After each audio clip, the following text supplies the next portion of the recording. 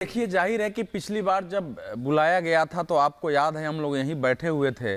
उनकी माता जी ने भगत सिंह के स्वरूप की तरह उनको पीला पट्टा गाने भी चल रहे पट्टा पहनाया था और उनकी पत्नी ने, सासू माँ ने, और पत्नी ने चंदन लगाया था और पूरा नारा लगाते हुए भगत सिंह की तरह बन के राजघाट तक आए थे और कहा था कि भाई जब जब गुजरात जाना होता है तब तब सीबीआई मुझे रोकती है, क्योंकि गुजरात में जाता हूं तो लोग कहते हैं कि दिल्ली की तरह ही यहाँ हमारे गुजरात का भी स्कूल बनवा दो। तो अब गुजरात में क्या हुआ ये सब हमारे सामने है। देखिए, जब इस केस में दिल्ली के excise commissioner, deputy excise commissioner, assistant excise commissioner, शराब के व्यापारी, इनके साथी सब पर एफआईआर ही नहीं हुआ, इतने लोग अरेस्ट हो चुके हैं इस केस में। तो अगर ये केस निराधार है, इतने लोग अरेस्ट हैं, कोर्ट उनको जमानत नहीं दी है, तो उसके कुछ कारण है। दूसरी बात कि कुछ चीजें ईडी ने जो पिछले दिनों चार्जशीट दाखिल की है, ईडी के चार्जशीट को अगर आप देखते हैं तो उस चार्जशीट में बहुत सारी बातें लिखी हुई है। चार्जशीट मैं नहीं कह रहा हूं कि किसी के फैसला हो जाता है,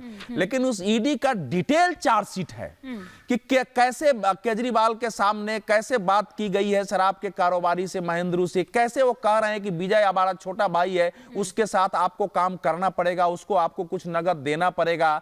गोवा में कैसे जो इनके सर्वे करने वाले इनके लोग होते हैं, पार्टी के लोग ही जाते हैं, लड़के सब लगे रहते हैं, बहुत हम सबके जानने वाले लोग हैं, उनको 70 लाख की पेमेंट उसके माध्यम से हुई है।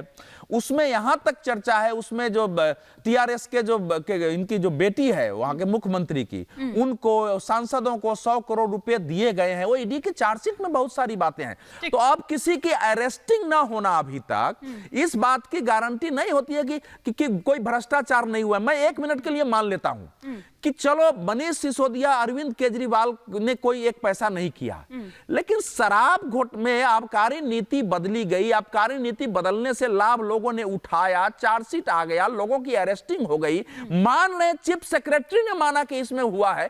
तो आपके अगर आंखों के अंदर भ्रष्टाचार हो रहा है, आप बातचीत उसके साथ कर रहे हैं, तो ऐसी कौन सी मशीन है उनके पास, हर चीज पर क्लीन चिट दे देते हैं। उन्होंने सत्येंद्र जैन को भी दे दी। देखो, ऐसा है कि केजरीवाल जी को तो मैं आज से नहीं 2005 से मैं जानता हूं। उस समय भी वो केजरीवाल जी तो कहते थे कि मैं बेटे की कसम खाता हूं, मैं राजनीति में नहीं आऊंगा। तो इसलिए उस चीज को दोहराने का नहीं है। इस देश में मैं एक लाइन बोल दूं, इस देश में अगर किसी एक नेता को, माने हमारे मुख्यमंत्री है, मेरा सम्मान है, अगर अभिनय सम्राट की किसी को उपाधि दी जा सकती है उसमें, भारत में अनेक नेताओं को मैंने देखा, पीयूष जोशी जी, तो उसके लिए अरविंद केजरीवाल सर्वाधिक फिट व्यक्तित्व है। ये मैं आज से नहीं कर रहा हूं, अन्ना आंदोलन से मैं यही बोल रहा हूं। अभिनय सम्राट, अगर जैसे आप होता है ना कि फिल्म फेयर वगैरह पुरस्कार देती नहीं है कि, ठीक है।